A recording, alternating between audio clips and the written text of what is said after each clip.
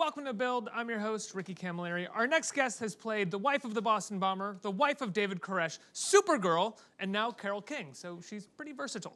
In 2014, Beautiful, the Carole King musical took Broadway by storm. Now Melissa Benoist is stepping into the title role to once again show off the amazing vocal cords we got a glimpse of for a couple years on Glee. Everybody, the incredibly talented Melissa Benoist, let's hear it. Hello. Hi, guys. Hey. Thanks for coming on. How are you? Thanks for having me. Yeah, of course. I'm doing great. Yeah, this is amazing. A week ago, the show opened. Congratulations. Thank you. How did this all happen? You know, were you interested in playing this part? How did this come your way? Well, I've been looking for an excuse to get back on stage essentially since I stopped doing theater to move to Los Angeles when I got Glee. And I was filming in Vancouver, and I have 2.5 months off for hiatus, and I got a phone call. I was planning on doing nothing but sitting on the couch. And watching something? Basically. What would you be binge watching right now if you weren't doing Carole King the musical? Westworld or... What a silly question for someone here to promote something that they just achieved. That's not silly at all. Congrats on the show. What TV do you watch? But I got a call that's saying they needed someone to fill in while Shalina Kennedy, who's wonderful, was doing a show at the Atlantic Theater Company, and I immediately, there was no doubt about it, that I had to come in and do it. I would never have forgiven myself if I didn't take the opportunity. Nerve-wracking at all, jumping into something for just 2.5 months, coming off your show and diving right into this? Absolutely nerve-wracking, and like terrifying in the best way, in a really challenging way, because a part of me was like, oh, I haven't done theater in 6 years. Maybe I don't know how to do it anymore. It's such a different muscle to flex. It's a different skill set to use, in my opinion. That's how I feel about it. But, it's good to get scared every once in a while. Not to use a cliche, but was it a bit like riding a bike? Once you started doing it, you sort of felt those muscles and how to flex them, and the more you rehearsed, the more you remembered exactly how to do certain things and sort of what dictated what scenes needed? Totally, yeah. I think that's a cliche for a reason, because that's a really good way of putting how it felt. Even just the way you use your voice and projecting and, singing out Louise. And the film is so minimal and understated, which is wonderful and also challenging in its own respect, but stage is a different beast, and it was like riding a bike, getting back into it. I have a feeling that going from stage to screen is a little bit harder than going back from screen to stage, if that makes sense. Because screen is so much more minimal than the stage. Yeah, it's definitely a skill you have to learn. In my experience, it was harder for me to get roles earlier on when I was so thick in theater at first, because a lot of people were like, you got to tone it down. Like, it was Glee too big. Came along and was like, no, keep it up. Let's go. And in essence, I was so lucky that was my first foray into television, because I was able to hone skills that I needed for television, or it was kind of like going back to school for acting for the camera. But I still got to indulge in the things that I loved about singing and dancing and being on stage. So now you get this. What was the first rehearsal like for you? My brain fell out of my head and splatted and melted on the floor. I'm glad you were able to pick it up and put it back in and get the surgery that's required to join us today. Yeah. My recovery's been... A lot of physical therapy. A lot of physical therapy.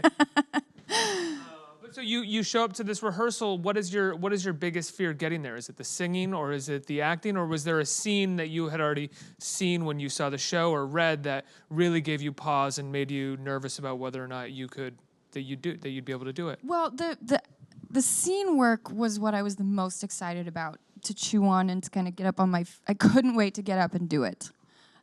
What scared me the most, I sat and watched the show my first day of rehearsal that night and kind of just let it wash all over me, and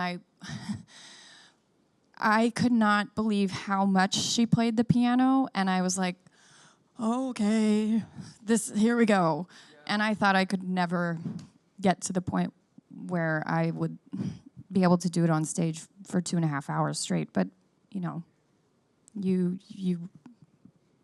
I got there. How were your piano chops at that point? I mean, I can play, I can sight read, but obviously Carole's music is Carole's a musical genius, and she's a composer, and so it was a learning curve for sure. Now, one of the interesting things about what you're doing with Beautiful is you are taking somebody else's part while they are on hiatus, sort of filling in, and then you're jumping out of there. Oftentimes, plays get redone all the time, but they're reworked by an entire group of people years later, and the play can kind of become its own thing with the script before, where you are sort of jumping into something that already is its own thing. Right. How much did you feel comfortable making the role your own, or did you feel like you were really trying to replace someone that has been there for a little while? Well, specifically with this company, I didn't feel any pressure to do things that Shalina had done or that Jesse Mueller, who originated the role, had done, because luckily I'm playing a real person, and there's plenty of video of her. There are plenty of interviews I could watch, her music, obviously. So I kind of was doing my own research outside of the rehearsal process, where, I could come in and feel like I had my own interpretation. No one was like, hey, look at this video of Jesse doing it. And No. And what's wonderful about the music director, Jason Howland, he fosters everyone just singing comfortably and with their best voice, which is encouraging. What are your show warm-ups? What do you do to warm up? I have some vocal warm-ups that, it's different for everyone, but I have vocal warm-ups that I do that are always very silly. If you were a fly on the wall in my dressing room when I was warming up, you'd think I was Waco. But then they'd see you out on the stage and be like, oh, it was worth it. Hopefully. Yeah. In the middle of the show, or like nearing the end of the second act, when the couples break up, it's an incredibly dramatic scene. What was it like sort of creating that scene with three people who've been doing the show for a little while? Well, I... funnily enough, knew the guy who plays Jerry Goffin right now. His name's Evan Todd. I've known him for a decade. We were in school in New York together when we were 18, 19, and he lived with my best friend. So he was at Juilliard and I was at Marymount, and we knew each other as kids, and we've kept up through the years. So then when we found out we were going to be doing this together, it was like a relief that it was someone that I knew, and everyone in this company is genuinely so kind and welcoming and warm, and that to me has been the biggest help.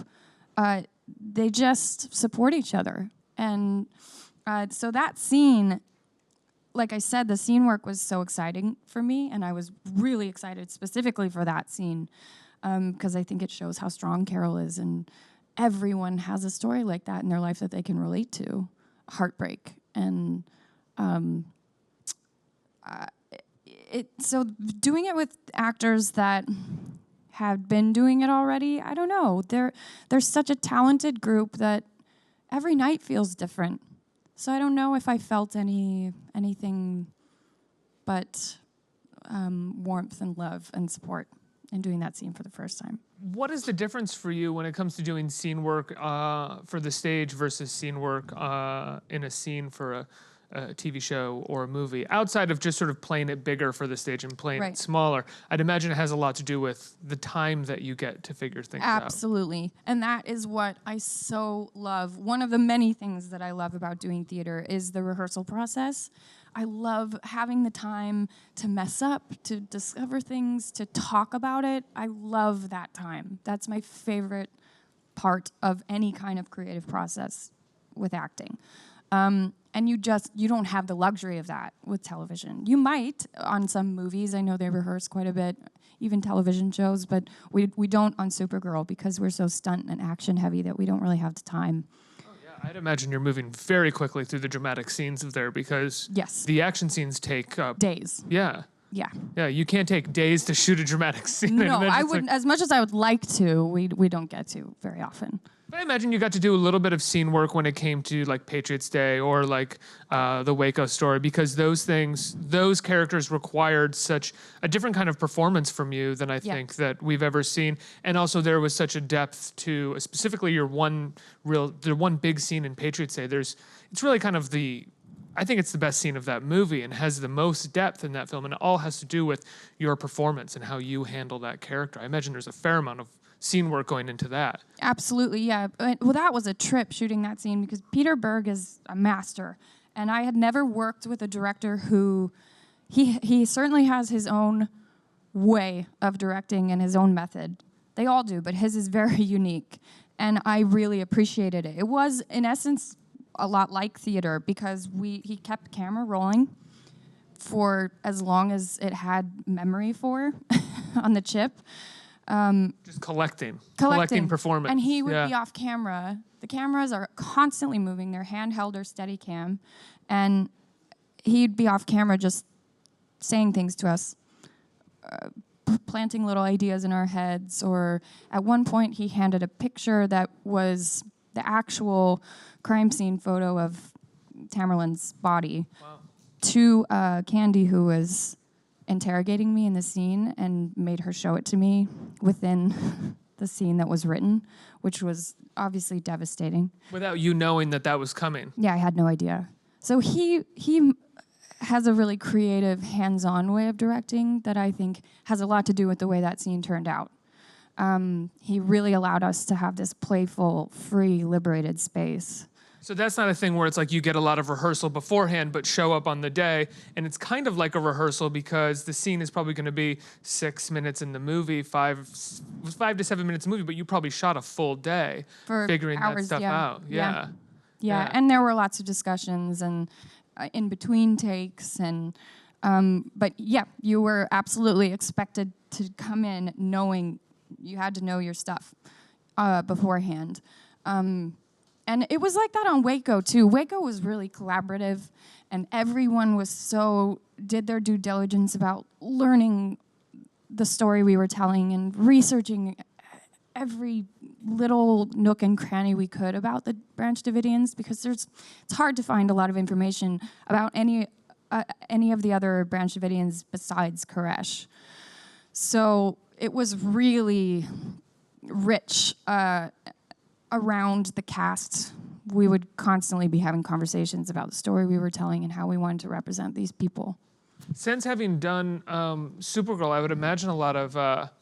it seems like you're really game for taking big chances with your performances and the types of projects that you want to be a part of. I think a lot of people would be like, okay, I'm Supergirl. This is kind of my brand now. And you're like, no, Supergirl is a really great thing that I do, but I'm also going to play this really dark thing. I'm going to play this other thing. I'm going to play Carole King. Has it just kind of worked out that way, or is there a little bit of design going on? I don't know if I'm ever consciously thinking of it that way. I don't want to... I don't know if a brand is something that I'm ever seeking to create. I like exploring and telling different stories. And I don't know if it's me being game. I think it's just me wanting to push myself, and I am just so passionate about what I do, and I love it so much that, you know, even if an opportunity scares me, I like the challenge of it. What opportunity has scared you the most? Probably this one. Probably because Broadway was what I always wanted. It was what I wanted before anything else, except I wanted to be a paleontologist when I was a kid first. So like that, it came after that. There's still time. I could, you know, there's a lot of school though. Hollywood thing. And Don't worry, 7 years, 8 years of school, Hollywood will be waiting for you. You can just jump right back in. Well, if I discovered like a new dinosaur, I think people would probably... They'll make a movie about you. Yeah. But it was what I always wanted. But you won't be able to play you because people will say you've been out of the game for too long. Yeah, exactly. I wonder who would. Someone who's probably like 12 years old now. No, we got this new girl. Don't worry. We're gonna... What's your favorite song to sing in this? It's Too Late. Really? Mm-hmm. Why? Hands down. Was there a sort of... did you have a personal connection to that song, or is it just a really great song to sing on the stage and the performance is really wonderful? All of the above. All of her music is great music. Every single one of her songs are amazing, and I have a personal connection to all of them, whether it's nostalgia because I listened to it with my mom or something that I've been through personally. But It's Too Late kind of encompasses all of that. It makes me think of my mom and singing that song in the car with her. it makes me think of things I've gone through in my life in terms of breaking up with people or, relationship heartaches. But more than that, it's just so fun to sing. It's groovy. It's kind of the moodiest song of hers. So that one's by far my favorite. What did you think of all of the early songs that she co-wrote with her partner and the other couple? It's something that I wasn't aware of, but she wrote an incredible. I mean, what does she have, like a total of like 110, 112 songs that are in the top 100? Yep. Did you know that about her before stepping into the show? No, I was not aware. I was definitely ignorant of how just the sheer volume of hits that she's written that everyone knows. And I knew all the words to most of them already and just didn't know that they were hers. Yeah, we know the words to almost every Carole King song, whether we know it or not. Yep. Yeah. So I imagine as a musical, that was kind of an easy part. That was, You that knew was all the the words. least challenging because I had plenty of music rehearsals just to feel comfortable with the songs, but I knew all the words already. What about choreography? Choreography, you know what? There's not much of it for Carole. She doesn't do much dancing. We have an incredible cast that play the Drifters and the Shirelles, and they get to dance quite a bit, which I'm jealous of, but they're amazing. What was, you said, before moving to LA for Glee, you were doing lots of theater. Forgive me for not knowing this, was there a Broadway show prior? This is your first Broadway this is my show, Broadway right? debut. That's what I thought. I was only doing off-Broadway, and I, of course, did things through school and regional theater. I think the last show I did before moving to LA was called The Unauthorized Autobiography of Samantha Brown, which we did at Goodspeed Opera House, which is a big regional theater. So what did you do after your opening night? You're celebrating your so Broadway lame. debut. All I did was they had on the official opening night, we had a really lovely party that the company threw for me, and so I got to hang out with the cast and the crew and stage managers and Party till 5 a.m. yeah, of course, you know it. But like on my first night, I went home and I had a glass of wine and was like, We were like talking about that backstage. As the show finishes, you have a ton of adrenaline, but it's one of those things where you have all this adrenaline, then half a glass of wine later, that adrenaline is gone. Done. You're out. Yeah. Yeah. It goes through your system pretty quick. Mine, at least. I'm also an old lady in my day-to-day life to begin with. Like, I don't go out. I'm an old lady, too. Yeah. It's fun. It's great. Yeah. Since I hit like 30 and became an old lady, I've been like, and I brag about it to people all the time. I'm like, no, I'm like, you have no idea. It's amazing to be an old person. Yeah. And they're like, what are you talking about? It sounds boring. Like, no, I feel great all the time. Me too. Yeah. You get good rest. Yep. I can wake up and do the crossword, which I actually Yeah. do. I read books all the time now because I don't feel stressed out about time and I'm not hungover and I can actually focus Don't on have things. plans. Nope. Don't have any friends. I didn't want to talk about that part, Melissa. I lost all of them. Let's get some questions from our friends in the audience. What do we got here? Right here. Hi, Melissa. Hi. Of all the theater shows that you've performed in the past, is there any that you really wanted to perform and never got the chance to? Oh.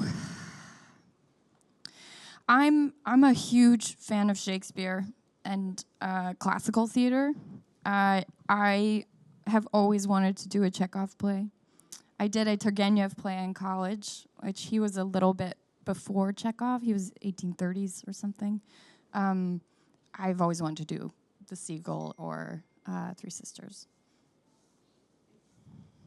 Next question. Hi. I just wanted to know what you thought was the hardest part about playing a real-life figure such as Carole King versus Supergirl, who's a fictional character. Fictional character? Supergirl? You didn't know that I can actually fly? I wish I could. They each have their own challenges. Supergirl is so physically involved and really kind of takes over every facet of that part of my life. Carole, they're also very similar, too. I think Carole King is a bit of a Supergirl herself. But what is different is that obviously with Supergirl, I get a lot of liberty because essentially she's an escapist character who's larger than life, who has all these abilities. So creatively, I kind of can make my own decisions like, oh, this is how she would react in this situation. This is how she would react if a polar bear was coming after her, you know, which is very random that I thought of that. But Carole, everything that I'm doing is a very specific time in her life. So maintaining that integrity and telling the story with as much truth and veritas as I can is the challenge. Next question right here. Hi, I'm Amanda. Hi. My sister and I are huge fans of Supergirl, and we love Cara and Alex's relationship. And I was wondering if you had any favorite sister moments from the show. I can't pick. Kyler's amazing, and that what you see on screen is totally true. We actually feel like sisters in real life. Any scene that we do on the couch in Cara's apartment together is my favorite. It's kind of like a respite and like a relief that when we get to do those scenes. One more. Hi, Melissa. I'm a big fan of yours from Supergirl. My question is, you and your co-star, Chris Wood, started a campaign called I Don't Mind. Yeah. I guess, like, what are you guys' future plans and for it, and what are you guys planning to do with it for the future since what has happened currently in the current events with the passing of Anthony Bourdain and Kate Spade and all that? Right. It's obviously very important to both of us, and I don't think anyone on the planet goes unscathed when it comes to mental illness or mental awareness, whether it's something you deal with in your family, with a family member, or personally. So I think the plan is to just keep talking about it. I think the more we talk about it with each other, the more we support each other, the more compassion you give to others, and open your ears and listen to what people feel and what they have to say and about their experiences, the better it will get, hopefully. So that, I think, is the plan right now, but hopefully, you know, we just are trying to expand, and Chris is really responsible for most of it. He really has kind of spearheaded that, and he does most of it by himself, which is astounding. So I think, you know, he wants to expand as much as he can. Melissa, congratulations on the show. Fantastic performance, like all of your other performances that we were talking about, and like Supergirl.